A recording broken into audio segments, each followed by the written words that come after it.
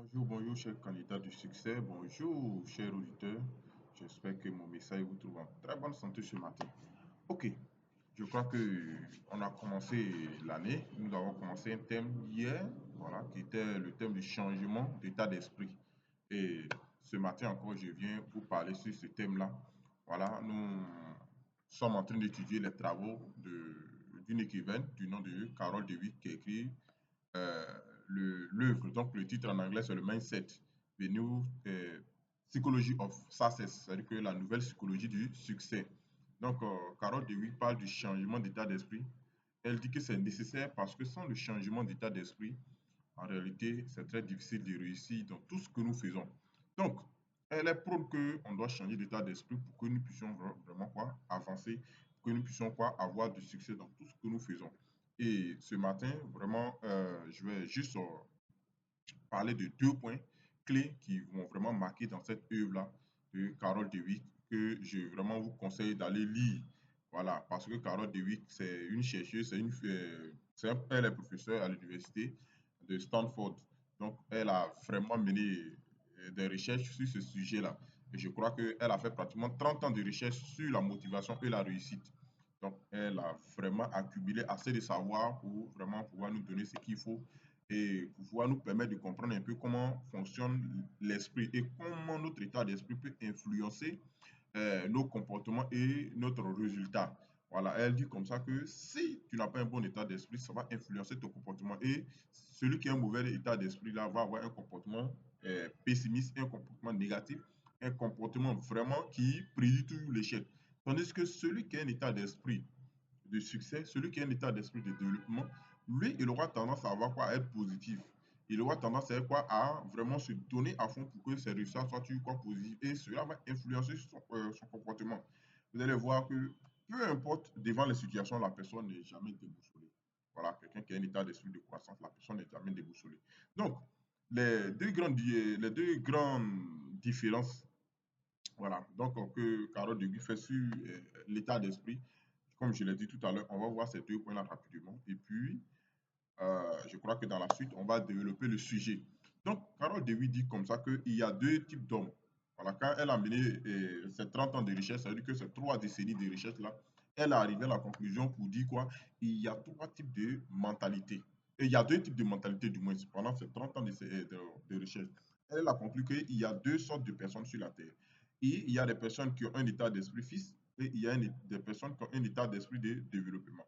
Ce qu'elle appelle le fixed mindset en anglais et le growth mindset. Le growth mindset, la traduction littérale, c'est le mindset des gagnants. C'est-à-dire que l'état d'esprit des gagnants. Voilà. Donc, Carol Dewey dit que nos croyances sur nos capacités influencent profondément nos comportements. Ça veut dire quoi? Ça veut dire que ce que nous croyons par rapport à nos capacités, si on croit qu'on est capable ou incapable, cela va influencer profondément quoi, nos comportements et par ricochet, ça va influencer aussi nos résultats. Donc, avoir de bonnes croyances sur ses capacités va produire quoi? Des résultats favorables. Et avoir des croyances négatives ou des croyances limitantes sur ses capacités, ses propres capacités à nous, sur nos propres capacités à nous, va influencer comme ça nos résultats aussi. Et cela va influencer aussi nos comportements. Donc, elle dit qu'on a façons de, les deux principaux états d'esprit qu'elle va essayer de comparer sur 4 points. Sur ces 4 points, on va voir, on va développer rapidement ces 4 points. Donc, il y a deux grands groupes d'états d'esprit. L'état d'esprit fixe et l'état d'esprit de développement. Et de ces deux groupes-là, voilà ce qui se passe. Le premier point, ceux qui ont un état d'esprit fixe, eux, ils se disent quoi? Les qualités sont gravées dans du marbre. Ça veut dire quoi? Le marbre, c'est, on va dire quoi? C'est une pierre. Mais les gens prennent ça pour décorer les maisons et autres, ils taillent ça, ça devient comme des carreaux. Et puis, on essaie d'embellir les bâtiments avec, embellir les surfaces avec les terrasses et autres. C'est très bien joli à voir. Et c'est une pierre qui est très solide. Voilà. Elle dit comme ça que ceux qui ont un état d'esprit fixe se disent quoi? Les qualités sont gravées dans du marbre. Ça veut dire qu'on ne peut pas effacer. Ça veut dire qu'on ne peut pas graver des nouvelles qualités encore là-dessus. Ça veut dire que c'est fini. On ne peut plus rien faire. C'est fixe, en fait. Donc, ceux-là, ils ont 4 points en commun. Ils disent que l'intelligence et le talent sont innés. Voilà les philosophies. C'est-à-dire que si tu es né intelligent, tu es intelligent. Si tu es né bête, tu es né bête. Tu ne peux pas changer. Ça, c'est ce qu'ils disent. Ils disent qu'on est. avec ou sans capacité. Ça veut dire que quand on est là, on est avec toutes les capacités qu'il nous faut ou on est sans capacité. Regardez un peu les manières de regarder les choses. C'est-à-dire qu'ils sont catégoriques en fait. Et le troisième point, il dit impossible de changer fondamentalement. Ça veut dire que ceux qui sont là, c'est pas possible de changer ça. C'est-à-dire que les fondamentaux qu'ils ont là, on ne peut pas changer. Vous voyez un peu? C'est-à-dire que ce sont des gens qui sont déjà, comme je disais, ils sont carrés en fait dans la tête. Voilà. Eux, ils vont très loin. Ils disent que sur le quatrième point, ils disent quoi? L'échec révèle nos limites. C'est-à-dire que si j'ai échoué quelque part, je ne suis pas fait pour la chose. Si je vais apprendre du vélo et que je tombe, ça veut dire que je ne suis pas fait pour le vélo. Si je vais nager et que je n'arrive pas à nager, ça veut dire que je ne suis pas fait pour nager. Ça veut dire qu'eux, chez eux, on ne peut pas apprendre pour arriver à le faire. Ils se disent quoi? Tout ce qu'on arrive à faire, on est né avec. Ça veut dire que ces capacités-là, on est né avec. Donc, eux, chez eux, quand ils font quelque chose et qu'il y a un échec, ils se disent quoi? C'est que ce n'est pas possible. Mais je crois que vous convenez avec moi, cher candidat du succès, que si on partait sur la base de ce principe-là, c'est-à-dire que si tout le monde entier fonctionnait sur ce principe-là, le monde n'aurait pas évolué. Parce que, bien sûr, vous êtes d'accord avec moi que quand tu commences à faire le vélo pour la première fois, c'est difficile. Tu transpires, tu n'arrives même pas à maîtriser le guidon. Souvent, tu tombes, souvent, tu te blesses. Oui, pour tous ceux qui ont fait le vélo, ils peuvent témoigner. Souvent, tu tombes, tu te blesses. Mais tu continues parce que tu te dis, je peux. Et tu continues jusqu'à ce qu'un jour, tu arrives à monter à vélo sans problème. Et même, tu pédales le vélo et puis en train de causer à côté. Vous voyez un peu. C'est pareil, la voiture, c'est pareil, la moto. Quand tu prends les premiers jours, c'est compliqué. Au fur et à mesure, souvent, tu vas faire les accrochages et tout ça là, jusqu'à tu vas maîtriser. Mais eux, chez eux, lorsque il y a des limites, c'est-à-dire que lorsqu'ils rencontrent des obstacles, ils se disent quoi? Je ne suis pas capable. L'échec révèle mes limites. Ça, c'est le premier groupe de ceux qui ont un état d'esprit fixe et il y en a beaucoup. Il y en a beaucoup. C'est-à-dire qu'un gars comme ça, tu viens lui présenter un projet, il te dit non, mon frère, ça n'a pas marché. Non, ça, c'est pas fait pour moi. Non, je ne suis pas fait pour ça. Vous voyez un peu? C'est-à-dire que ce sont des gens qui ont un état d'esprit quoi? Fixe. Maintenant, de l'autre côté, le gros mindset ou l'état d'esprit de développement. Il dit que ceux-là, ils ont euh, des points en commun. Voilà. Ils disent que mes qualités peuvent être cultivées. Au lieu que l'autre côté, c'est-à-dire que au lieu du premier groupe qui dit que mes qualités sont gravées dans le marbre, eux, chez eux, les qualités peuvent être cultivées. C'est-à-dire qu'on peut apprendre, on peut se former, on peut se développer. Voilà. Ils disent que l'intelligence peut se développer. Ça, c'est le premier point. Et tous, ils sont d'accord là-dessus. L'intelligence peut se développer. Ça veut dire quoi? Ça veut dire que si je me sens moins intelligent et que j'apprends, je vais arriver vraiment à faire ce que je veux faire. Et je prenais l'exemple dessus comme ça hier parce qu'on était en direct où je disais comme ça que le médecin que tu vois en blouse, le chirurgien que tu vois dans la salle d'opération, là, il n'est pas plus intelligent que toi. Il allait juste apprendre l'intelligence concernant la médecine. Il allait apprendre le code de la médecine. C'est ce qui fait qu'il est médecin. Le mécanicien que tu vois qui arrive à démonter un moteur de véhicule pièce par pièce, il remonte là, il n'est pas plus intelligent que toi. Il allait apprendre le code de la mécanique. Il allait apprendre comment faire pour pouvoir quoi, être un bon mécanicien, c'est tout. Sinon, la différence est là. La différence, c'est pas de la magie, en fait, c'est pas de la sorcellerie. Vous avez le même, c'est-à-dire qu'il n'est pas plus intelligent que toi, tu n'es pas plus bête que lui. Non. Il a là à apprendre ce qu'il faut pour faire ce qu'il est en train de faire aujourd'hui. Le chimiste que tu vois en laboratoire qui est en train de manipuler les produits chimiques, dont toi-même là, tu as peur là. Non, il n'est pas plus intelligent que toi, cher auditeur. Il n'est pas plus intelligent que toi. Il allait juste apprendre ce qu'il faut pour pouvoir faire ce qu'il est en train de faire. Donc, si toi aussi tu te mets à la tâche et que tu apprends ce qu'il faut, tu vas arriver. Bonjour, madame. Tu vas arriver à faire aussi ce qu'il est en train de faire. C'est tellement logique. Voilà pourquoi les gens ont compris ça en fait. Ceux qui ont un état d'esprit de développement ont compris ça. Voilà pourquoi il y a des écoles, et il y a des centres de formation et tout ça là. Ça veut dire que si on est avec les capacités, on n'a pas besoin d'aller se faire former. Si on part se faire former dans une école, si on part se faire former dans un établissement, ça veut dire quoi? On peut développer l'intelligence. On peut développer nos capacités. Ça, c'est le deuxième point. L'effort crée des compétences. Oui, à force de faire des efforts, on devient compétent. On devient compétent parce que c'est une réalité. Oui, prends un enfant tout de suite, mets-le derrière un mécanicien, chef garage, c'est-à-dire qu'on apprend les mécanos de quartier. Au bout de quelques années, l'enfant, même qui n'a pas fréquenté, hein, il arrive à démonter un moteur, il remonte. Il ne sait même pas lire, il ne sait pas écrire, mais il démonte un moteur et il remonte. Pourquoi? Parce qu'il a fait des efforts. Et ces efforts-là ont produit quoi? Un résultat qu'on appelle la compétence. La compétence en mécanique. C'est pareil. Dans n'importe quel secteur d'activité, c'est vérifié scientifiquement. Donc, pour dire quoi? Pour dire que si tu veux développer tes compétences, il faut faire plus d'efforts. C'est la même chose que je disais hier quand on était en ligne, ça me faisait rire, mais c'est la vérité. Au début, quand j'ai commencé à lire, c'est vrai qu'on partait à l'école, on lisait les œuvres qu'on nous imposait. Voilà, ceux qui ont fréquenté savent très bien. En sixième, il y a une œuvre ou bien deux œuvres qui sont à étudier, les romans, généralement.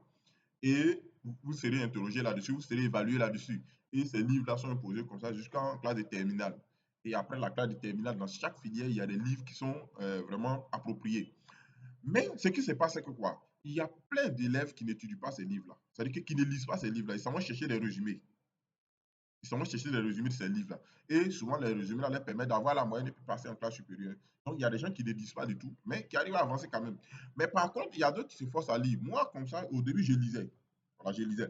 Mais au fur et à mesure que tu arrives à un certain niveau, tu as l'impression que ta tête chauffe, en fait. Si on peut employer le mot, ta tête chauffe. C'est-à-dire que tu as les migraines et c'est compliqué. Mais quand tu te forces après, ça devient comme une passion, ça devient, euh, je vais dire quoi, un passe-temps, ça devient, en fait, quand tu ne lis pas, tu n'es pas à l'aise. Voilà, tu n'es pas à l'aise. Aujourd'hui, si je ne fais pas de recherche toute la journée, je ne lis pas par un bout de papier, en fait, je ne fais rien du tout, je ne suis pas à l'aise. Donc, pour dire quoi, ces efforts au départ, où ça me demandait beaucoup, beaucoup vraiment d'énergie, là, aujourd'hui, là, c'est devenu quoi? Une passion pour moi. Je peux m'asseoir là, prendre un bouquin de plus de 100 pages, matin jusqu'au soir, j'ai fini de lire. Ou bien je peux souvent, je peux passer la nuit comme ça, il prend un bouquin de 20h, 21h jusqu'au matin, il a fini de lire tout.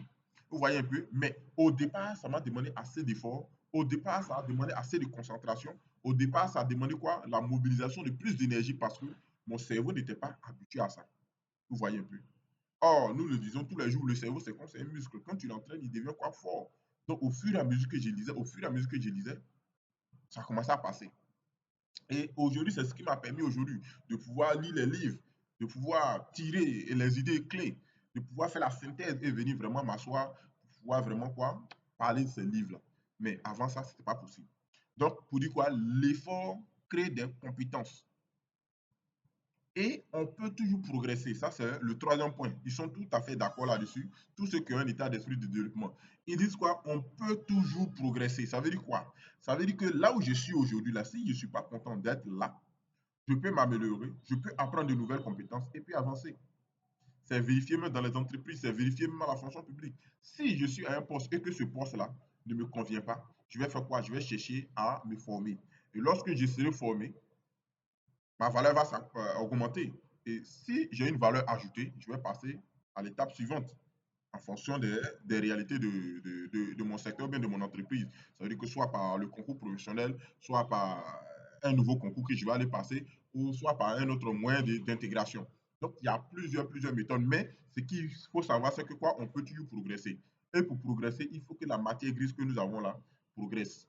Parce que si on n'a pas progressé sur le plan intellectuel, on ne peut pas progresser sur le plan physique, on ne peut pas progresser sur le plan social, on ne peut pas progresser sur le plan spirituel, on ne peut pas progresser sur le plan cosmique. C'est pas possible.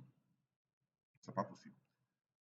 Le quatrième point commun avec tous ceux qui ont un état d'esprit de développement, ils disent quoi? L'échec est une opportunité d'apprendre. L'échec est une opportunité d'apprendre. En tout cas, tous ceux qui ont un état d'esprit de développement vont te le dire. En anglais, on dit euh, euh, euh, euh, euh, l'échec. On parle de l'échec, on parle de l'échec. Les Anglais disent quoi? Quand il y a l'échec, c'est une nouvelle opportunité quoi d'apprendre. C'est une nouvelle opportunité d'apprendre. Et de l'échec, tu apprends. Et de l'échec, tu vas quoi? Raciner quoi? Tes compétences, tu vas raciner quoi? Tes méthodes et tout ça là pour pouvoir quoi? Rebondir. Donc, pour dire quoi? Pour dire que on apprend de nos échecs. L'échec n'est pas fatal en soi. Voilà, l'échec même fait partie du chemin. L'échec, ah oui, on va dire que c'est normal dans le processus où un développement durable, un développement conscient, un développement quoi, sur de long terme. Voilà, comme je vais le dire, de manière terre à terre. Donc, pour dire quoi, tous ceux que tu vas voir qui ont réussi aujourd'hui, ils vont te dire quoi, j'ai commis des échecs, j'ai eu des échecs, j'ai eu des nuits blanches, j'ai eu des moments difficiles, mais ça ne m'a pas empêché d'être là où je suis aujourd'hui. Donc, si quelqu'un te dit le contraire, laisse-moi te dire simplement que la personne a pris des raccourcis. Mais les raccourcis là vont le rattraper. Parce que l'échec fait partie de la vie. Si tu refuses d'échouer, tu ne vas jamais, jamais, jamais réussir quelque chose de grandiose. Voilà pourquoi le dicton dit qui ne risque rien n'a rien. Parce que l'échec, c'est un risque. Peut-être l'échec dont on est en train de parler là, c'est la perte des millions. Peut-être l'échec dont on est en train de parler là, c'est la perte d'un être cher. Peut-être l'échec dont on est en train de parler là, c'est ce à quoi tu tiens que tu vas perdre. Ou bien qui va vraiment t'échapper. Vous voyez un peu? Donc l'échec, ça peut faire mal, mais c'est une opportunité quoi d'apprendre. Ça, c'est commun à tous ceux qui ont un état d'esprit de développement. C'est une phrase qui est commune à tous ceux qui ont un état d'esprit de développement. Donc, désormais, nous devons faire la part des choses. Avec ces 4 points de part et d'autre, c'est-à-dire que de ceux qui ont un état d'esprit fixe et ceux qui ont un état d'esprit de développement que je viens d'énumérer, je crois que tu peux faire l'auto-évaluation ce matin pour voir dans quelle catégorie je suis. Est-ce que j'évite les échecs? Est-ce que je pense que mes talents et mes compétences sont innés? Est-ce que moi, selon moi, on est avec ou sans capacité? Est-ce que selon moi, il est impossible d'échanger fondamentalement? Est-ce que l'échec révèle mes limites? Quand tu vas répondre à ces questions-là, tu sauras exactement si tu fais partie de ceux qui ont un état d'esprit fixe ou de ceux qui ont un état d'esprit de développement. Donc, chers candidats du succès, vraiment, voici quelques mots que je voulais qu'on s'entretienne ce matin. Sur ce, je vous souhaite vraiment une très bonne journée et que cette journée encore soit pleine de grâce pour nous. Voilà, je vais m'arrêter là pour ne pas que la vidéo soit excessivement longue.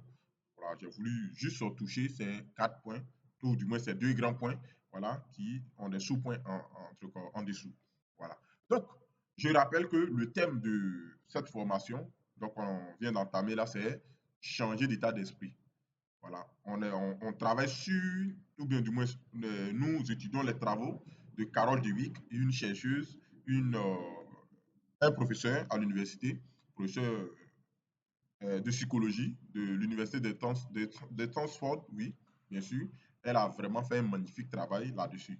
Donc, chers candidats du succès, je vous conseille d'aller vraiment lire ce livre-là, Changer d'état d'esprit de Carole Dweck. Et je crois que ça va être vraiment, vraiment, vraiment avantageux pour chacun de nous.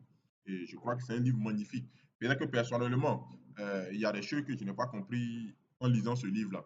Donc, toi qui vas aller lire ce livre-là, toi qui vas aller faire des recherches sur ce livre-là, tu peux mettre en commentaire du moins, euh, si c'est une question que tu veux poser, si ce sont des ajouts, tu peux mettre en commentaire pour que cela puisse aussi me servir et pour que cela puisse servir aussi à la communauté. Donc, ciao, ciao, bisous à vous. Je vous aime, chers candidats du succès.